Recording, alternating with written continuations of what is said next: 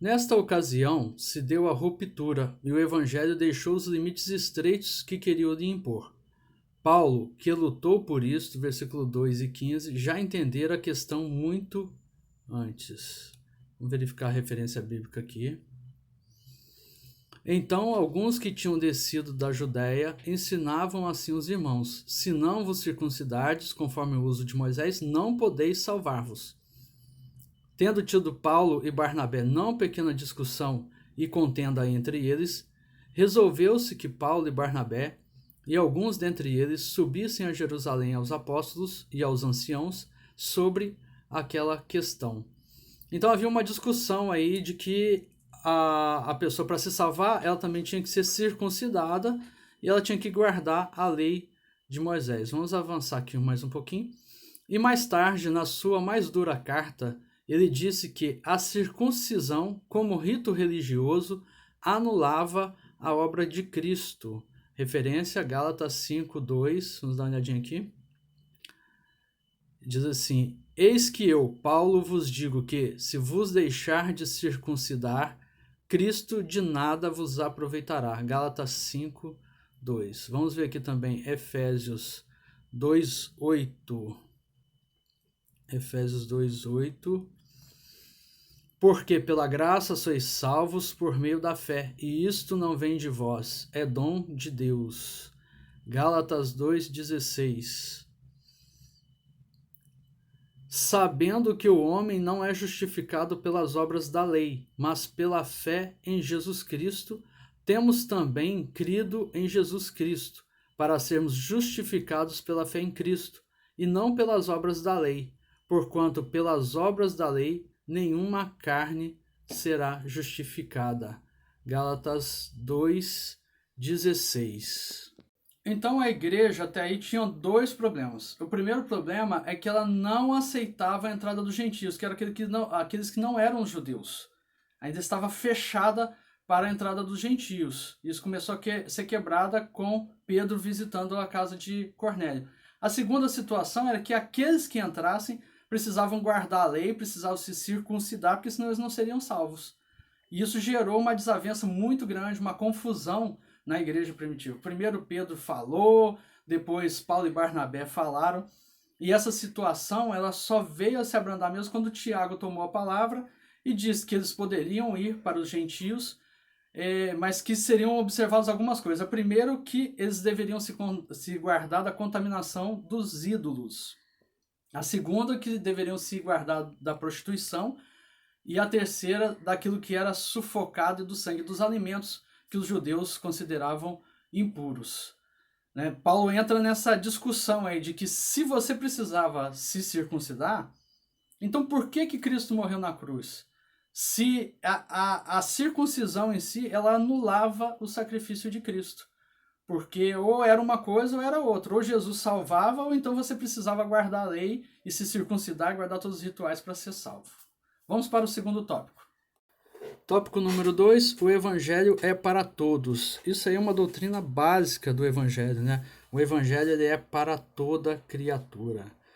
Para o apóstolo, esta universalidade do evangelho, com o direito da salvação dos gentios, estava predita desde o início da história da salvação, que começa com Abraão, como lemos em Gálatas 3:8. Vamos dar uma olhadinha na referência bíblica de Gálatas 3:8. Ora, tendo a Escritura previsto que Deus havia de justificar pela fé os gentios, anunciou primeiro o evangelho a Abraão, dizendo: todas as nações serão benditas em ti. Então Paulo, como conhecedor da lei, da Torá, conhecedor de tudo aquilo que já tinha sido escrito, entendeu que lá em Abraão ele já havia a promessa do Messias, já havia a promessa de Jesus, e que essa promessa alcançaria não só os judeus, mas também os gentios. Vamos avançar aqui. O Senhor disse a Ananias que o recém-convertido Saulo era um vaso escolhido para levar o meu nome perante os gentios. Isso já tinha sido dito para Ananias quando Saulo, né, caiu do cavalo e ficou cego e foi visitado por Ananias. Isso já tinha sido revelado a Ananias e Paulo teve esse entendimento de que ele deveria levar o evangelho a todas as nações. Vamos avançar aqui ainda na página 20. O ensino de Paulo é claro: Deus encerrou todos os homens, quer judeus, quer gentios, debaixo de pecado, para que a promessa fosse de todos. No pensamento de Paulo, Deus é salvador de todos os homens. Timóteo 4,10. Vamos dar uma olhadinha aqui na referência. Porque para isso trabalhamos e somos injuriados, pois esperamos no Deus vivo, que é salvador de todos os homens, principalmente dos fiéis. É desejo divino que todos os homens, e não apenas os judeus, sejam salvos. Também em 1 Timóteo 2,14. Isto é a universalidade da obra de Cristo. Ele é o Salvador possível para todos os homens. Todos podem ser salvos. Preste atenção nessa marquinha aí, no que o autor diz, que ele é o Salvador possível para todos os homens e que todos podem ser salvos. Depois nós vamos explicar melhor a respeito disso aí que o autor se referiu. A partir daí, meus irmãos, o apóstolo Paulo, Barnabé, Silas e outros irmãos, eles passam a viajar para difundir o evangelho e alcançar os gentios. O evangelho é para todos, e aí a igreja primitiva começava a entender isso, que os gentios também poderiam fazer parte da comunidade cristã. Né? Foi uma luta, foi duro porque precisou Deus agir mesmo muito para quebrar a cabeça daqueles judeus tão apegados à lei. O que isso tem a ver hoje em dia com a gente? Nós temos aí muitas doutrinas que colocam o evangelho somente para alguns. O evangelho para alguns escolhidos, o evangelho para alguns que já estão determinados. Mas se isso for realmente verdade, por que nós devemos pregar o evangelho? Se o evangelho está espalhado, ele deve ser pregado a toda criatura, ele deve ser pregado a todos. Né? Por que nós teríamos que pregar o evangelho se já está tudo determinadinho? Então é uma coisa para a gente pensar, para vocês refletirem aí a respeito da doutrina da salvação. Vamos passar agora para o terceiro tópico. 3. Universalidade sim, universalismo não. Meus amados, esse ponto aqui, ele trata de um termo, assim, uma questão relacionada ao evangelho que é de extrema importância. A gente separar a universalidade do evangelho do universalismo. O evangelho ele é para todos. Mas será que todos são salvos? Então vamos ver aqui o que o autor está nos dizendo. Dizemos Salvador possível para todos os homens para evitar a confusão que a frase Salvador de todos os homens traz. Ele é o Salvador possível para todos os homens, mas isso não significa que todos os homens serão salvos. A doutrina que assim afirma se chama universalismo. Ela ensina que todos serão salvos porque a obra de Cristo na cruz redimiu os pecados de todos os homens, independentemente, continuando na página 21, de crerem ou não.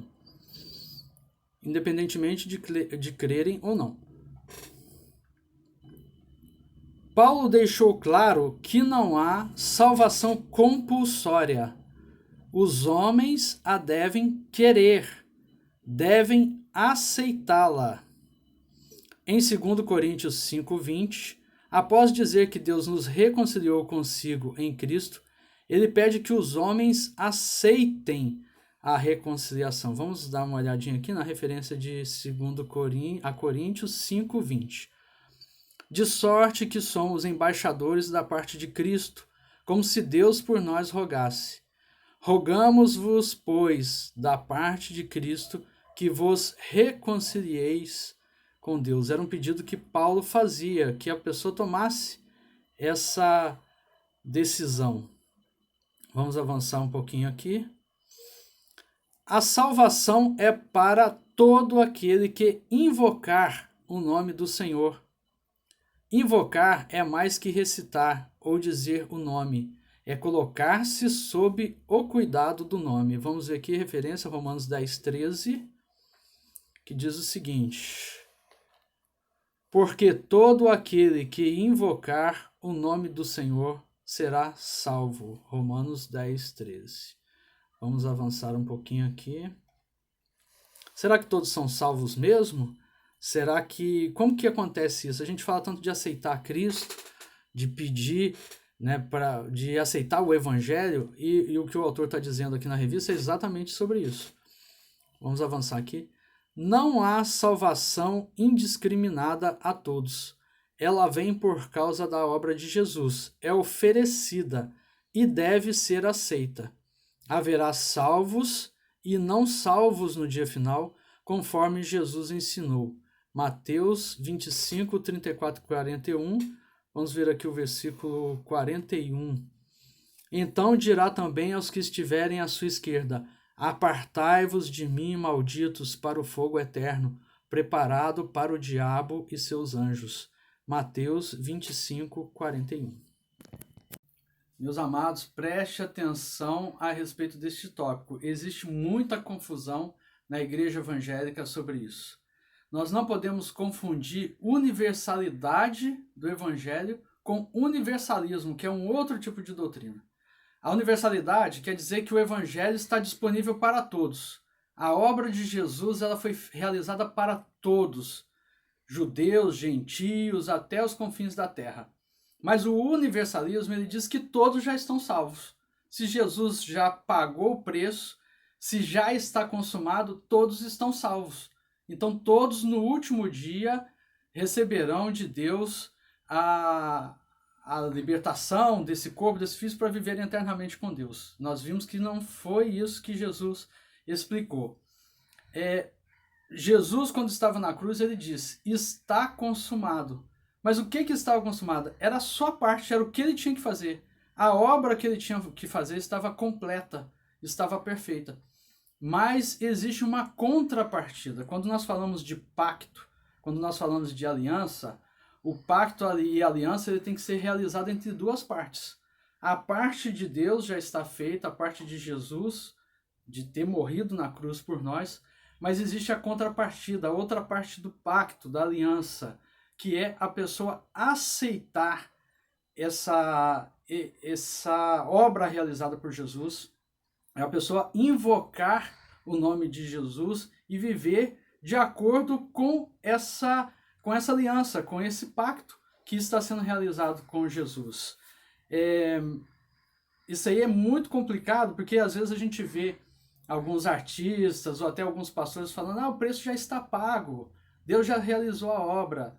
Sim, a obra já está realizada, o pacto já está, a obra de Jesus já está consumada, mas existe a contrapartida do ser humano, que é aceitar, receber e fazer parte dessa aliança, fazer parte desse pacto. Amém? Vamos para ler e pensar na revista? Para pensar e agir, primeiro ponto. O Evangelho acabou com as barreiras humanas, declarando que todos são iguais, tanto como pecadores, como objeto da graça de Deus. Por isso, a parede de separação entre judeus e gentios foi derrubada, conforme está em Efésios 2,14. Vamos ver essa referência bíblica aqui rapidamente.